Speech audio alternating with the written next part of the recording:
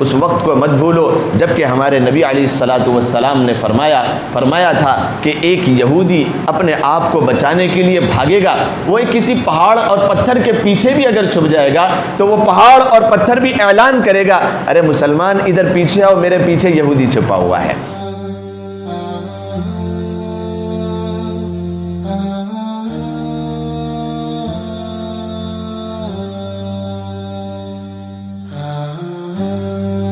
اللہ تبارک و تعالیٰ کی محبت ہم کیسے حاصل کریں اور اللہ تبارک و تعالیٰ کے تقرب کو ہم کیسے اپنے اندر پائیں، اس کے لیے سب سے پہلی چیز آپ کے سامنے یہ بیان کی جا رہی تھی کہ اللہ تبارک و تعالیٰ کو جو سب سے زیادہ پسند ہے اس چیز کو ہم اپنے دلوں میں پیدا کریں، اجاگر کریں، تاکہ اللہ تبارک و تعالیٰ کی مدد ہم حاصل کر سکیں۔ وہ چیز تھی توحید۔ چونکہ ارکان اسلام 5 ہے، ان میں سب سے پہلا رکن اللہ کے رسول صلی اللہ علیہ وسلم نے فرمایا اشہد ان لا الہ الا اللہ واشہد ان محمد رسول اللہ۔ یہ پہلا رکن یہ توحید کی دعوت دیتا ہے۔ توحید ہی اصل ایمان کی تکمیل ہے، توحید ہی اصل اللہ تبارک و تعالیٰ سے مدد حاصل کرنے کی شے ہے، توحید ہی اصل انسان کے اندرون کو تبدیل کرنے کی شے ہے۔ جس طریقے سے قرآن کریم فرماتا ہے کہ اللہ تبارک و تعالیٰ کی مدد لوگ حاصل کریں تو ان کے لیے ضروری ہے کہ وہ ان اللہ لا یغیر ما بقوم حتی یغیروا ما بانفسہم پر عمل کریں۔ قرآن کریم کی اس آیت سے پتہ چلتا ہے، اس کا ترجمہ یہ ہے کہ ان اللہ لا یغیر ما بقوم، اللہ تبارک و تعالیٰ اس قوم کی حالت کو نہیں بدلتا جب تک کہ قوم خود اپنی حالت کو نہ تبدیل کر لے۔ تو پتہ یہ چلا کہ ترقی اور کامیابی اور انسان کے اندر تبادلہ کوئی باہر سے نہیں آتا۔ اللہ تبارک و تعالیٰ کی مدد اگر حاصل کرنا ہو تو وہ کوئی باہر سے نہیں آئے گی، اور کسی سے امید لگانے کے بجائے قرآن کریم کی یہ آیت ہم سب کو دعوت دیتی ہے اس بات کی طرف کہ اپنے اندرون کو بدلا جائے، اپنے اندر کچھ تبدیلیاں پیدا کی جائے،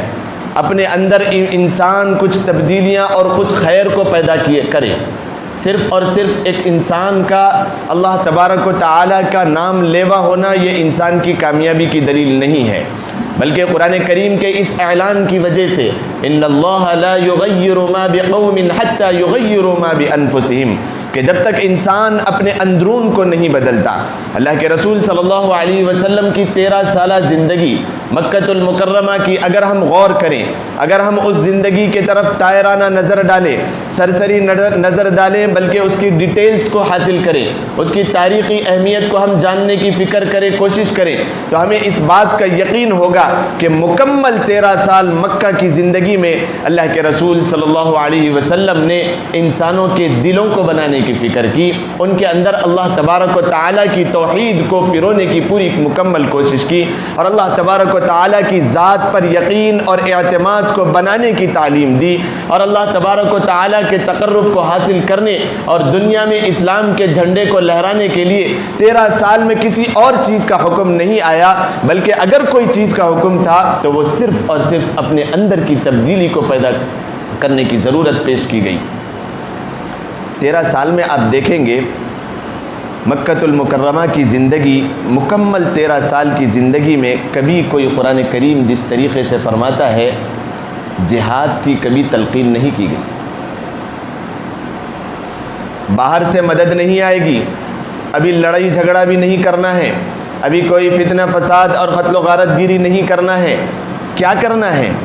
13 سال میں وہ تو خود بخود انسان کی زندگی اور اس کا دل اس بات پر مجبور کرے گا کہ اللہ تبارک و تعالیٰ نے جس مقصد کے لیے انسان کو زندگی دی ہے اس کے حاصل کرنے پر اس کا دل اس کو مجبور کرے اور اس کو ابھارے۔ یہ نام ہے، یہ کیفیت ہے انسان کا اللہ تبارک و تعالیٰ کی راہ میں نکلنے کا، وہ پیدا ہی ہوگا، اور اس بات کا جذبہ انسان کے اندر آئے گا جب اس کا اندرون تبدیل ہوگا، جب اس کے اندر کی آواز جاگے گی، جب اس کا جو دل مر چکا ہے وہ زندہ ہوگا، تب انسان کے اندر یہ جذبہ پیدا ہوگا، ورنہ 13 سال میں کبھی اس بات کا اعلان نہیں کیا گیا اور کبھی لوگوں کو نہیں ابھارا گیا کہ یہ ہے، اس کو مار دو اور اس کو ختم کر دو اور اس طریقے کی کوئی چیز کر دو، کبھی بھی نہیں کہا گیا۔ صرف اور صرف مکہ کی زندگی میں جو چیز کو بتایا گیا، 13 سال کی زندگی، اللہ تبارک و تعالیٰ کے رسول صلی اللہ علیہ وسلم نے لوگوں کے دلوں کو بنانے کی فکر کی،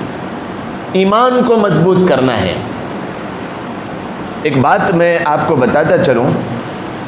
مطالعہ کر رہا تھا، تاریخ جو بیان کی جا رہی ہے، جس کے الحمدللہ 28 سے 29 ایپیسوڈز بیان ہو چکے ہیں، فلسطین کی تاریخ۔ اس میں لوگوں کو اتنا تو معلوم ہے کہ پہلی مرتبہ جب بیت المقدس اسلام کے قبضے میں آیا اور اسلام کی گود میں آیا تو حضرت عمر فاروق رضی اللہ تعالی عنہ نے اس کو اسلام کے قبضے میں لایا، یہ معلوم ہے۔ اور دوسری مرتبہ بیچ میں 450 سال کے بعد اسلام کے قبضے میں آنے کے بعد بہت ہی امن و امان کا گہوارہ رہا ہے فلسطین، بیت المقدس۔ 4,500 سال کی پوری تاریخ میں یہ 450 سے 500 سالہ فلسطین کا جو ٹکڑا ہے، جو قضیہ ہے، وہ بہت پرسکون انداز میں رہا ہے۔ لیکن پھر عیسائیوں نے مسلمانوں پر حملہ کر کے اس کو لے لیا تو 91 سال تک، 91 ایئرز تک پھر وہ عیسائیوں کے قبضے میں رہا۔ پھر 91 سال کے بعد حضرت صلاح الدین ایوبی رحمۃ اللہ علیہ کی یلغاروں نے پھر بیت المقدس پر حملہ کیا اور اس کو بازیاب کرانے میں کامیابی حاصل کی۔ تو میں اس کا مطالعہ کر رہا تھا، اس کا مطالعہ کرنے میں ایک بات جو بہت زیادہ باریکی کے ساتھ مجھے ملی اور اس کو میں اندر تک پہنچنا چاہتا تھا، اور اس کا مطالعہ الحمدللہ جاری ہے، اور وہی چیزیں آج کل بیان بھی کی جا رہی ہے۔ اس میں دیکھا یہ گیا کہ یہ صلاح الدین ایوبی ہو یا پھر نور الدین زنگی ہو رحمۃ اللہ علیہ رحمتاً واسعہ، ایسی نسلوں کے پیدا ہونے میں اور ایسے لوگوں کے دنیا میں وجود پانے میں اور ایسی جذبے والی ماؤں کے ایسی اولاد کو اپنی کوہ میں پالنے میں کیا کچھ ماحول بنایا گیا تھا اور کیسی محنتیں کی گئی تھی، وہ کیا طریقہ کار تھا جو لوگوں کے دلوں میں کانوں کے ذریعے گھول گھول کے پلایا گیا تھا، تب کہیں جا کے یہ صلاح الدین ایوبی جیسی نسل پیدا ہوئی، محمد بن قاسم جیسے لوگ دنیا میں آئے، اور اللہ تبارک و تعالیٰ نے پھر ان کا جذبہ ایسا پیدا کیا کہ دنیا کی تاریخ نے دیکھا کہ کبھی کوئی پھر غیر مسلمان کے سامنے پر نہیں مار سکتا تھا۔ یہ کیا چیزیں تھی؟ تو یہ چیز بھی بیان کی جا رہی تھی کہ حضرت مرزا غالب رحمۃ اللہ علیہ رحمتاً واسعہ، لوگ سمجھتے ہیں کہ آپ کی جو تعلیم تھی اور آپ کا جو میدان تھا صرف تصوف میں تھا، اس کے علاوہ کچھ نہیں، لیکن مرزا غالب رحمۃ اللہ علیہ نے ایسا زبردست کارنامہ انجام دیا اس دور میں، ایسا زبردست، اور اس کو کہا جائے گا سلاجقہ کے دور میں بھی آپ کی محنتیں، اور سب سے پہلے جو وہاں سے میں اس کی کچھ تفصیل آپ کے سامنے بیان کروں، اس زمانے میں سب سے پہلی مہم جس نے چھیڑا 450 سال کے بعد عیسائیوں کے قبضے سے بیت المقدس کو اپنے قبضے میں لینے کے لیے سب سے پہلے جس نے سیاسی اعتبار سے ایک لڑائی کو چھیڑا وہ سلاجقہ تھے۔ یہ ناکام ہوئی، بیت المقدس فتح نہیں ہوا، لیکن اس بات کو ضرور تاریخ میں لکھا گیا کہ یہ تمہیدی بات تھی، یہ بالکل ابتدائی دور تھا، اور یہی چیز تھی کہ پھر بعد میں چل کے اس زمانے کا جو بادشاہ تھا مسلمان، نظام الملک جس کو کہا گیا، نظام الملک نے سیاسی اپنے اقتدار کی وجہ سے مدارس کے جال کو بچھایا، اور اس میں علماء نے بہت زیادہ ان کی تائید کی، لیکن اس کے باوجود بیت المقدس فتح نہیں ہوا تھا۔ لیکن اس کے بعد اب جب نظام الملک شہید کر دیے گئے، اس دنیا سے وہ چلے گئے، اسلام پھر بحران کا شکار ہو گیا، اور علماء میں بھی دو جماعتیں ہو گئی اس دور میں، جو حکومت کی پالیسیوں کو اختیار کرتے ہوئے ان کے آگے پیچھے پھرا کرتے تھے، وہ لوگ جو ہے نا پھر کنارہ کشی اختیار کر لیے، وہ برطرف ہو گئے۔ لیکن ایسے نوجوان جن کے اندر خدا پرستی تھی، اللہ تبارک و تعالیٰ کی محبتیں تھی، اور اللہ کے لیے اخلاص کے ساتھ جو لوگ اپنے ایمان کو مضبوط کرنا چاہتے تھے، ایسی علماء کی ایک ٹیم اور ایک ایسی جماعت جس کے سرخرو اور جس کے سرخیل اور جس کے قائد مرزا غالب رحمۃ اللہ علیہ تھے، یہ آئے آگے میدان میں، اور انہوں نے پھر محنتیں شروع کی۔ کتنے سال کی محنتیں رہی کم سے کم 30 سے 40 سال کی محنتیں صرف اور صرف اس بات کی تھی، غور سے سنیں، صرف اور صرف اس بات کی تھی کہ انسان کا ضمیر جو آج مر چکا ہے، 1000 سال پہلے کی تاریخ آپ کو سمجھا رہا ہوں اور آج کی تاریخ سے اس کا موازنہ کریں گے تو بالکل ایسا آپ کو ضرور لگے گا کہ اس تاریخ کو آج کاپی پیسٹ کر دیا گیا ہو۔ آج مسلمان کا ضمیر مر چکا ہے، آج اس کا دل مر چکا ہے، آج ایمان کو لوگوں نے بیچ دیا ہے۔ جس طریقے سے واقعہ آپ کے سامنے سنایا گیا تھا، اللہ کے رسول صلی اللہ علیہ وسلم کے ایک غلام حضرت بلال حبشی رضی اللہ تعالیٰ عنہ کے ایمان کا واقعہ آپ کے سامنے سنایا گیا کہ کس طریقے سے آپ کو تکلیفیں دی جاتی تھی، کہ کس طریقے سے آپ کو تکلیفوں کا برداشت کرنا پڑتا تھا اور ظلم و زیادتی کے پہاڑ توڑے جاتے تھے۔ علماء کرام نے اس بات کو بیان کیا کہ آج کے مسلمان کے سامنے اس کا 1,00,000واں حصہ بھی یوں دور سے پیش کیا جائے، دور آگ دور ہی ہو، صرف اس کی دھواں محسوس کی جائے تو اپنے ایمان کو چھوڑ کے ایسی تیزی سے بھاگے گا جس طریقے سے اذان دیتے وقت ایک شیطان بھاگتا ہے ریح کو خارج کرتے ہوئے، ویسا وہ ایمان کو چھوڑ کے کہ میرا ایمان کمزور ہے، میں قبول کرتا ہوں جو مذہب اور جو مسلک کو اختیار کرایا جائے، اتنا ایمان کمزور ہو چکا ہے۔ لیکن ضرورت اس بات کی ہے کہ تاریخ کے ان چیزوں سے ہم سبق کیسے حاصل کریں۔ مرزا غالب رحمۃ اللہ علیہ میدان میں آئے، آپ نے کیا کیا؟ 30 سے 40 سال تک صرف اور صرف ایک محنت کی، وہ محنت تھی فکری اور اعتقادی محنت۔ لوگ کہا کرتے تھے کہ بھئی آپ اعلان کریں، جس طریقے سے نظام الملک اعلان کرتے ہوئے میدان میں نکل کے شہید ہو گئے، پھر اسلام بحران کا شکار ہو گیا اور نا امیدی اس کے اوپر چھا گئی اور دور چلے گئے، علماء میں بھی 2 طبقے ہو گئے۔ لیکن اس کے باوجود مرزا غالب اب جو سارے علماء کے سرخیل تھے اور ساری کی ساری قوم ان کی طرف امید کی نگاہوں سے دیکھتی تھی، آپ نے 2 کام کیے اور 2 میدانوں میں کام کیا۔ آپ نے جو کام کیا وہ پھر میں آپ کے سامنے دہراتا ہوں تاکہ اس پرفتن دور میں ہم بھی اس کام کو اپنی زندگیوں میں لائے اور ہماری اپنی زندگی میں جو اسلام کی اصل پہچان تھی، جو اسلام کا عروج تھا، جو اسلام کی اصل شان تھی، جو شان و شوکت تھی، وہ پھر اس سے واپس آ جائے۔ اور یہ ہونا ہے جس طریقے سے اللہ کے نبی علیہ الصلوۃ والسلام نے فرمایا کہ یہ ایک یہودی نے ایک مسلمان سے کہا، جب فلسطین کو وہ فتح کر رہے تھے، عیسائی اور یہودی دونوں مل کے فلسطین کو قبضہ کر رہے تھے مسلمانوں سے، تو اس وقت یہودی ایک مسلمان کو مارنے کے پیچھے بھاگا تو وہ بھاگتا ہوا کوئی ایک جگہ چھپ گیا، تو اس کو مارنے کے لیے جب آیا تو اس مسلمان آدمی نے کہا کہ ٹھیک ہے، آج میں شہید ہونے کے لیے تیار ہوں، لیکن اس وقت کو مت بھولو جبکہ ہمارے نبی علیہ الصلوۃ والسلام نے فرمایا تھا کہ ایک یہودی اپنے آپ کو بچانے کے لیے بھاگے گا، وہ کسی پہاڑ اور پتھر کے پیچھے بھی اگر چھپ جائے گا تو وہ پہاڑ اور پتھر بھی اعلان کرے گا، ارے مسلمان ادھر پیچھے آؤ، میرے پیچھے یہودی چھپا ہوا ہے۔ بہت سارے عذابات سے اللہ نے انہیں بچایا، لیکن آگے ان کی ذلت خواری بالکل مسلط ہے اور ان کے اوپر آنا ہے۔ اللہ کے رسول صلی اللہ علیہ وسلم کی پیشن گوئیاں مکمل ہونا ہے، لیکن اعتقادی اور فکری شعور بیداری ہمارے اندر آنا ضروری ہے۔ کیا آپ نے کارنامے انجام دیے تھے؟ مرزا غالب رحمۃ اللہ علیہ نے جو کارنامے انجام دیے ایسے زمانے میں جبکہ مسلمان بیت المقدس کو چھوڑ کر، عیسائیوں کے قبضے میں چھوڑ کر اپنی زندگیوں میں صرف اور صرف مست و مگن تھے، کھانے پینے اور اپنی زندگی میں کمانے میں، جس طریقے کا علماء نے اس بات کو لکھا ہے، میں کیا آپ کے سامنے کہہ سکتا ہوں، علماء نے اس بات کو لکھا ہے، وہ دور یعنی 1000 سال پہلے والا دور اور آج کا دور بالکل ہو بہو ایسا لگتا ہے جس طریقے سے کاپی پیسٹ کر دیا گیا ہو۔ تو اب ضرورت اس بات کی ہے کہ ہم مرزا غالب رحمۃ اللہ علیہ کے اس دور کو اپنائیں۔ کیا آپ نے محنت کی تھی وہ آپ کے سامنے میں بیان کروں۔ 2 طریقے سے 2 میدانوں میں آپ نے محنت شروع کی۔ اعتقادی طور پہ ہمارا عقیدہ مضبوط ہو۔ لوگ کہیں گے کہ اس سے کیا مطلب ہے،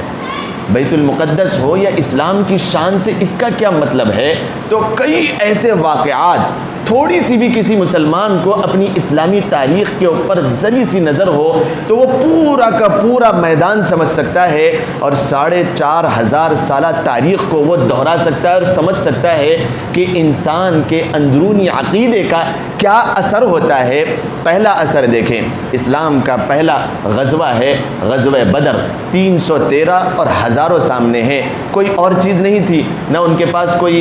آلے جات ایسے تھے جس کی وجہ سے وہ غالب آ سکتے تھے، نہ کوئی ایسی چیز ان کے پاس تھی، لیکن ان کا ایمان ایسا مضبوط تھا، اللہ کے رسول صلی اللہ علیہ وسلم کی دعائیں اور انسان کا اندرون، ان کا یقین اور ان کا جذبہ، جو 13 سالہ اللہ کے رسول صلی اللہ علیہ وسلم نے محنتیں کی تھی تو وہ 313 ہی تھے، یعنی 4-5 گنا سامنے والوں سے کم تھے، اور نہتے تھے، پانی کا کوئی میدان ان کے پاس نہیں تھا اور ہتھیار ان کے پاس نہیں تھے، ہر چیز سے بے سر و سامان ہو کر جب ایمان کے جذبے کے ساتھ آگے بڑھے، اللہ تبارک و تعالیٰ نے اسلام اور کفر کی اس جنگ کو کامیابی مسلمانوں کے قبضے میں دی۔ پھر تھوڑی سی کمزوری آئی، تھوڑی سی، غزوہ احد میں اللہ تبارک و تعالیٰ نے آزمانا چاہا تو مسلمان کے 70، غزوہ بدر میں کفار کے 70، ابو جہل، لہب، عتبہ، شیبہ، یہ سارے کے سارے جو اپنے آپ کو سرخیل سمجھتے تھے، یہ سارے کے سارے دنیا سے چلے گئے۔ اب احد ہو رہا ہے، دوسرا معرکہ ہے، اس میں مسلمانوں کے 70 گئے، مسلمان تھوڑا پریشان ہونے لگے۔ اللہ تبارک و تعالیٰ نے کہا تھا پریشان کیوں ہوتے ہو، ان کی تو کمر توڑی تھی 70 کو گرا کر، اب اگر ہمارے 70 گئے ہیں تو کوئی مسئلہ نہیں ہے، لیکن چھوٹی سی نافرمانی ہوئی ہے، وہ یہ تھی کہ اللہ کے رسول نے تھوڑے سے صحابہ کو کھڑنے کے لیے کہا تھا کہ بھئی یہاں ٹھہر جاؤ، پہاڑ کے پیچھے سے حملہ ہو سکتا ہے، لیکن صحابہ نے سوچا کہ جب اللہ کے رسول صلی اللہ علیہ وسلم کا مقصد غزوہ تھا، اب غزوہ تکمیل ہو گیا ہے، تو انہوں نے مجتہد انداز میں، انہوں نے اجتہادی انداز میں اس بات کی کوشش کی کہ اب فرما برداری کا مقصد یہ ہے کہ ہم اللہ کے رسول کے ساتھ شامل ہو جائیں، اور بعض صحابہ نے کہا کہ نہیں، اس وقت تک خالد بن ولید ابھی مسلمان نہیں ہوئے تھے، انہوں نے پیچھے سے حملہ کیا، وہ پہاڑ جنہوں نے عمرہ کیا اور غزوہ بدر کو اور غزوہ احد کو دیکھا ہوگا ان کو پتہ ہے کہ وہ جگہ بھی بتائی جاتی ہے، پیچھے سے انہوں نے حملہ کیا اور 70 صحابہ اس میں شہید ہوئے۔ تو یہ بات اس بات کو دہراتی ہے کہ ایمان اصل انسان کا اور اللہ کی ذات پہ یقین اور اعتقاد ہی انسان کو کامیابی کی راہ پر ڈالتا ہے۔ جب اس کا اعتقاد کمزور ہو، جب انسان کا اعتقاد اور ایک مسلمان کا یقین اللہ کی ذات سے زیادہ یہ سبب والی زندگی کے اوپر پڑ جائے، اللہ کی ذات سے زیادہ اس کا اعتماد مال اور دولت پہ پڑ جائے، اللہ کی ذات سے زیادہ مسلمان کا اعتقاد اور ایمان مال اور دولت پہ پڑ جائے، اللہ کی ذات سے زیادہ مسلمان کا ایمان اور اعتقاد اپنی دکان اور کوٹھیوں کے اوپر پڑ جائے، اپنی آل اولاد کے اوپر پڑ جائے، اپنی ساز و سامان کے اوپر پڑ جائے اور اپنے مال اور جائیداد کے اوپر پڑ جائے، تو اللہ تبارک و تعالیٰ پھر خیر اور ان کی جو رعب اور دبدبہ تھا اس کو کبھی بھی آباد نہیں کرتے۔ اسی کو قرآن کریم فرماتا ہے ان اللہ لا یغیر ما بقوم حتی یغیروا ما بانفسہم، جب تک کہ انسان اپنے دل کو بدلنے کی کوشش نہیں کرتا اس وقت تک اللہ تبارک و تعالیٰ تبدیلیوں کو نہیں لاتے۔ اس بات کو بھی اپنے ذہن نشین کر لیں۔ آج کل جو بول لوگوں کے ذہنوں میں ہوتے ہیں کہ فلاں ہمارے دشمن ہے، فلاں ہمارے دشمن ہے، فلاں ہمارے دشمن ہے، لیکن یہ بات اپنے ذہن نشین کر لیں کہ کوئی کسی کا دشمن نہیں ہے، انسان خود آج مسلمان اپنا سب سے بڑا دشمن ہے۔ انسان کو اپنے آپ سے اتنی محبت تو ہونی چاہیے، دل کی تختی پہ ان الفاظ کو لکھیں، انسان کو اپنے آپ سے اتنی محبت تو ہونی چاہیے کہ وہ اپنے آپ کو جہنم کا ایندھن بننے سے زیادہ بہتر جنت کا ایندھن بننے کی فکر کرے۔ اتنی محبت تو کم از کم انسان کو اپنے آپ سے ہونی چاہیے کہ وہ جہنم کا ایندھن اپنے آپ کو بنانے سے جنت کی راہوں کو ہموار کرے۔ یہ دنیا ہمیشہ جینے کی جگہ نہیں ہے، ایک دن مرنا ہے، آخر موت ہے، کر لے جو کرنا ہے، آخر موت ہے۔ اسی کو شعراء نے کتنی بہترین انداز میں سمجھایا، اجل ہی نے چھوڑا نہ کسرا نہ دارا، اسی سے سکندر صفات بہارا، ہر ایک لے کے کیا کیا نہ حسرت سے دھارا، پڑا رہ گیا سب یوں ہی ٹھاٹ سارا، جگہ جی لگانے کی دنیا نہیں ہے، جگہ جی لگانے کی دنیا نہیں ہے، یہ عبرت کی جا ہے تماشا نہیں ہے۔ حضرت ابراہیم علیہ السلام کا وہ واقعہ آپ کے سامنے بیان کیا جا رہا تھا۔ حضرت ابراہیم علیہ السلام نے اللہ کی ذات پر اپنے یقین کو مضبوط کیا، اور جتنا انسان اپنے آپ کو اللہ کی ذات پہ یقین کو مضبوط کرتا ہے، اللہ کی جانب سے اتنے امتحانات اس پر آتے ہیں۔ حضرت ابراہیم علیہ السلام کے لیے قرآن کریم میں بیان کیا وَإِذِ ابْتَلَىٰ إِبْرَاهِيمَ رَبُّهُ بِكَلِمَاتٍ فَأَتَمَّهُنَّ، ہم نے آزمایا ان کو اور ہم نے بہت سارے امتحانات لیے۔ ہوا کیا؟ فَأَتَمَّهُنَّ، 100% 100% انہوں نے کامیابی حاصل کی، 100 میں سے 100 درجات حاصل کیے، اعلیٰ نمبرات سے انہوں نے کامیابی حاصل کی۔ ہم نے کیا کیا؟ وَإِذِ ابْتَلَىٰ إِبْرَاهِيمَ رَبُّهُ بِكَلِمَاتٍ فَأَتَمَّهُنَّ قَالَ إِنِّي جَاعِلُكَ لِلنَّاسِ إِمَامًا قَالَ وَمِن ذُرِّيَّتِي قَالَ لَا يَنَالُ عَهْدِ الظَّالِمِينَ۔ قرآن کریم فرماتا ہے ہم نے لوگوں کا امام، ابو الانبیاء انہیں بنا دیا، ایسا بہترین تحفہ اور انعام دیا۔ کیسے امتحانات آپ کی زندگی میں آئے، کیسے امتحانات آپ کی زندگی میں آئے، لیکن اللہ کی ذات پہ یقین، اللہ کی ذات پہ یقین۔ اللہ تبارک و تعالیٰ نے پہلا امتحان لیا کہ ابراہیم اپنے ماں باپ کو چھوڑ دو، اپنے وطن جہاں پیدا ہوئے شہر بابل کو چھوڑ دو اور نکل جاؤ۔ انسان کے لیے آسان نہیں تھا، ایک انسان کے لیے یہ بات آسان نہیں ہے کہ وہ اپنے ماں باپ کو چھوڑ کے چلا جائے۔ امتحان ہے، کیوں؟ آپ نے اللہ کی ذات پہ یقین کیا، اور یہی کچھ اللہ کے رسول صلی اللہ علیہ وسلم کے ساتھ ہوا۔ ایمان اور یقین کا سب سے بڑا درجہ یہ ہے کہ انسان سب سے بڑھ کے سہارا اللہ کو سمجھے کسی بھی چیز میں۔ اللہ کے نبی علیہ السلام کی زندگی کا بھی موازنہ کرے۔ آپ کے پیدا ہونے سے پہلے باپ کا سایہ آپ سے اٹھا لیا گیا، رخصت ہو گئے دنیا سے۔ جب آپ بیوی حلیمہ سعدیہ رضی اللہ تعالی عنہا کے گھر سے اپنی ماں کے گھر آئے تو مدینے سے اپنی ماں مکہ لاتے ہوئے جب ابوا کے مقام پر پہنچی تو وہاں پر آپ کا انتقال ہو گیا۔ سہارے دونوں ختم ہو گئے۔ جب آپ مکہ پہنچے تو آپ کے دادا ہے عبد المطلب، ان کا بھی سہارا اٹھ گیا، اور آپ کے سہارا ہے ابو طالب، آپ کا بھی سہارا اٹھ گیا۔ اللہ تبارک و تعالیٰ ان واقعات سے یہ بتانا چاہتا تھا کہ جو توحید کا پیغام لے کر آ رہے ہیں ان کے سارے سہارے ہٹا کر میں دکھا دوں، تاکہ آنے والی امتوں کو اس بات کا پتہ چل جائے کہ میں نے اپنے حبیب صلی اللہ علیہ وسلم کو بے سہارا کر کے ایک سہارے کے سہارے اتنا کامیاب کر کے دکھایا۔ اے میری امت کے لوگوں، اے اللہ کے بندو، اس بات کو اپنی زندگیوں میں اپنا لو کہ اللہ تبارک و تعالیٰ اصل سہارا ہے انسان کا۔ سارے سہاروں کو اس بات سے چھوڑ دو، سارے سہاروں کو دور رکھو۔ اس کا یہ مطلب نہیں ہے کہ انسان کمانا کرنا چھوڑ دے اور اللہ کی ذات پہ یقین کر لے۔ اسباب کے درجے میں یہ بھی ضروری ہے، لیکن انسان کا دل اٹکا ہوا رہے، انسان کا دل اس بات پر اٹکا ہوا رہے اور مطمئن اس بات پر رہے کہ جو کچھ میرے ساتھ ہوگا وہ اللہ ہی کرے گا۔ میں پیسے کما لوں، میں مال اور دولت کو کما لوں، لیکن اس سے بھلا ہوگا تو وہ اللہ ہی کرے گا، اور اس سے اگر برا ہوگا تو وہ اللہ ہی کرے گا۔ مال اور دولت کما کر انسان یوں سمجھتا ہے کہ میں کامیاب انسان ہو گیا۔ قرآن کریم فرماتا ہے والذین یکنزون الذھب والفضة ولا ينفقون فی سبیل اللہ فبشرهم بعذاب علیم۔ لو جو جمع کیا تھا اور جو خزانے رکھے تھے، فبشرهم، ان کو خوشخبری دے دو، عذاب بہت دردناک عذاب کی۔ کیا ہوگا اس کے ذریعے سے؟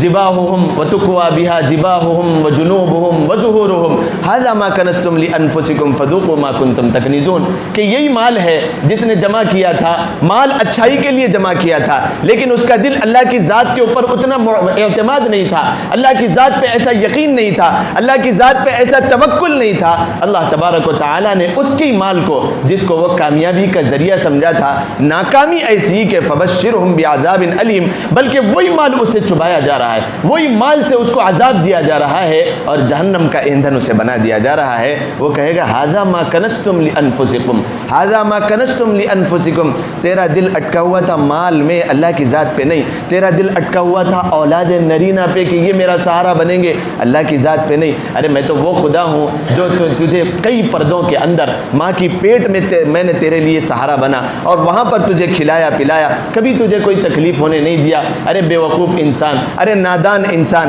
ارے نادان مومن، دنیا میں آنے کے بعد میں نے تیرے لیے چار راستے کھانے پینے کے کھول دیے ہیں اور تو یوں سمجھتا ہے کہ مال اور دولت میرے لیے سب کچھ کرے گا۔ یا ایھا الانسان ما غرک بربک الکریم، اے انسان اللہ سے کس چیز نے تجھے دھوکے میں ڈال دیا ہے، اللہ سے کس چیز نے تجھے دھوکے میں ڈال دیا ہے۔ شاعر اس بات کو اس طریقے سے کہتا ہے، توحید تو یہ ہے کہ خدا حشر میں کہہ دے، توحید تو یہ ہے کہ خدا حشر میں کہہ دے، بندہ دو عالم سے خفا میرے لیے ہے، دو عالم سے دور، ہر ایک سے یکجہتی اور ہر ایک سے کنارہ کشی۔ کنارہ کشی کا مطلب یہ نہیں ہے کہ بیوی بچوں کو سب کو چھوڑ کے اب چلے جانا ہے، کنارہ کشی دل کی ہو کہ ساری چیزیں ہیں، جو ضروریات ہے، جو حقوق ہے وہ میں ادا کروں گا، لیکن میرا دل بس اس بات کی طلبگار ہو، اس بات کا متمنی ہو کہ میرے دل میں اللہ کی محبت ہو، اللہ کے لیے میں ہر چیز کر رہا ہوں، اللہ تبارک و تعالیٰ کے لیے میں ہر چیز ہر عمل کر رہا ہوں۔ اس بات کو یعنی اپنے دل کو ہر ایک سے کنارہ کر لے، اکیلے تنے تنہائی میں جب کبھی کوئی موقع ملے تو اللہ کی طرف متوجہ ہو جائے۔ یہ اصل توحید کا مقصد ہے۔ توحید کو حضرت ابراہیم علیہ السلام نے بھی اپنے واقعات سے سکھایا۔ اللہ کے رسول صلی اللہ علیہ وسلم کی زندگی میں توحید کے سبق ملتے ہیں، حضرت صحابہ اکرام رضوان اللہ تعالی علیہ مجمعین نے، اور قرآن کریم کو ہم دیکھ لیں، قرآن کریم کو ہم دیکھ لیں، یہ پورا کا پورا قرآن کریم توحید کو سکھاتا ہے، توحید کو سکھاتا ہے۔ اگر کوئی انسان یوں کہے کہ فلاں شخص سے ہم کو کچھ مل جائے گا، فلاں سے ہم کو کچھ مل جائے گا، فلاں سے ہم کو کچھ مل جائے گا، یہ دھوکہ ہے، دھوکہ۔ قرآن کریم اس بات کا اعلان کرواتا ہے، ایاک نعبد و ایاک نستعین، ایاک نعبد و ایاک نستعین۔ اور یہ کیا ہے؟ یہ ایک بندے اور اللہ کے درمیان ایک ایگریمنٹ ہے۔ یہ کیسے ایگریمنٹ ہو گیا؟ اللہ کے حبیب صلی اللہ علیہ وسلم نے فرمایا ہے، ایگریمنٹ، وہ الفاظ ایگریمنٹ کے، اللہ کے رسول صلی اللہ علیہ وسلم نے فرمایا، جب بندہ نماز میں ٹھہرتا ہے الحمدللہ رب العالمین، تو اللہ تبارک و تعالی جواب دیتا ہے حمدنی ربی، میرے بندے نے میری تعریف کی۔ الرحمن الرحیم اثنى علیہ، اللہ تبارک و تعالی جواب دیتے ہیں، ارے میرے بندے نے میری تعریف کی اور میرے اوپر ثنا کے پھول باندھے ہیں۔ اور پھر قرآن میں انسان کہتا ہے الرحمن الرحیم مالک یوم الدین، کہ یوم جزا کا مالک ہے۔ اللہ تبارک و تعالیٰ کہتا ہے میری قدرت کا میرا بندہ اظہار کر رہا ہے۔ پھر انسان کہتا ہے ایاک نعبد و ایاک نستعین، تو اللہ تبارک و تعالیٰ جواب دیتے ہیں کہ یہ عمل میرے اور میرے بندے کے درمیان ہے۔ یہ کیا ہے؟ ایگریمنٹ ہے۔ یہ جو عمل اس نے کیا ہے، یہ جو اظہار میرے بندے نے کیا ہے، یہ میرے اور میرے بندے کے درمیان ہے۔ کیا مطلب ہے؟ یہ مطلب اس کا یہ ہے کہ یا اللہ میں تیری ہی عبادت کرتا ہوں اور میں تجھی سے مدد طلب کرتا ہوں، کبھی زندگی میں کسی کے سامنے کسی بھی بہانے سے اس بات کو اپنی زبان پر قطعاً نہیں لاتا کہ میں تو فلاں کے سامنے صرف اظہار کر رہا تھا کہ میرا کام بنا دے۔ اس کی بھی ایک تفصیل ہے، مدد فوق الاسباب، مدد تحت الاسباب اس کو کہا جاتا ہے۔ اللہ ہی سے مانگنے کا مطلب یہ نہیں ہے کہ کوئی انسان گڑھے میں گر دیا۔ بعض لوگ اس بات کو بھی سمجھاتے ہیں، بعض لوگ اس بات کو بھی غلط لیتے ہیں کہ ہم کیسے مدد نہیں طلب کرتے، ہم تو مدد ہر ایک سے طلب کرتے ہیں۔ بیان کرنے والے بھی دوسروں سے مدد طلب کرتے ہیں۔ مثال کے طور پہ کوئی شخص گڑھے میں گر گیا، اب وہ اللہ سے مدد طلب کرے تو اللہ راستے بناتا ہے، اسباب بناتا ہے۔ اب وہ بازو سے کوئی شخص گزر رہا ہے، اس کو میں ہاتھ دوں مدد کا کہ بھائی مجھے باہر نکال دو، یہ مدد ہے تحت الاسباب، یعنی اسباب کے درجے میں اس شخص کو اس بات کی طاقت ہے کہ وہ باہر نکال دے۔ لیکن بعض لوگ اس بات سے پرے ہو کر ایسے لوگوں کو اس بات کا ذمہ دار بناتے ہیں اور اس طریقے سے اللہ کے ساتھ شرک کرتے ہیں کہ فوق الاسباب، کوئی شخص کچھ دینے والا نہیں ہے، کچھ لینے والا نہیں ہے، اپنے اعتقاد کو، اللہ کی ذات پہ یقین کو اور اپنے ایمان کو ایسا جو ہے نا لوگوں کے بازار میں بیچ دیتے ہیں کہ وہ دینے والا لینے والا کچھ نہیں ہے، بذات خود اس سے براہ راست مانگنے کے لیے چلے جاتے ہیں۔ ایسا نہیں ہے۔ قرآن کریم اسی کو فرماتا ہے، بعض لوگ مومن تو ہیں لیکن ان کے رگ و ریشے میں شرک بھرا ہوا ہے۔ اسی کو مکہ کے جو کفار اور مشرکین تھے، کس نے کہا کہ وہ اللہ کو نہیں مانتے تھے؟ وہ سارے کے سارے اللہ کو مانتے تھے۔ تعجب خیز بات ہوگی کہ کفار اور مشرکین ہیں اللہ کو مانتے تھے، یہ بات ہمارے ذہن نشین ہونا چاہیے۔ کافر کس کو کہا جاتا ہے اور مشرک کس کو کہا جاتا ہے؟ مشرک کہتے ہیں اللہ کے ساتھ کسی کو شریک ٹھہرانا، اور کافر کہا جاتا ہے کسی کو ہم نے ایمان کی دعوت دی کہ آپ مسلمان ہو جائیں، آپ ایمان پہ آ جائیں، اور اس نے انکار کر دیا، انکار کرنے کو کہا جاتا ہے کافر۔ انکار کرنے کو کہا جاتا ہے کافر، اور مشرک کہا جاتا ہے اللہ کی ذات میں شریک کرنا کافر سے زیادہ خطرناک مشرک ہے۔ ان اللہ لا یغیر ما بقوم حتی یغیروا ما بانفسہم، تفصیل بہت زیادہ ہے، وقت تو آگے بھی ہو چلا ہے۔ اللہ تبارک و تعالی ہم سب کو بس اس بات کی توفیق دے کہ اللہ تبارک و تعالی کی ذات کے اوپر یقین ہمارا مضبوط ہو جائے۔ اللہ تبارک و تعالی ہم سب کو ایمان کا کمال نصیب فرمائے، ایمان کی حلاوت ہم سب کے دلوں میں پیدا فرمائے، ایمان کی چاشنی اللہ تبارک و تعالی ہم سب کے دلوں میں پیدا فرمائے۔ اللہ تبارک و تعالی کی رب چاہی زندگی گزارنے کی توفیق ہم سب کو عنایت فرمائے۔ اللہ تبارک و تعالی ہم سب کو کہی سنی باتوں پر عمل کرنے کی توفیق مرحمت فرمائے۔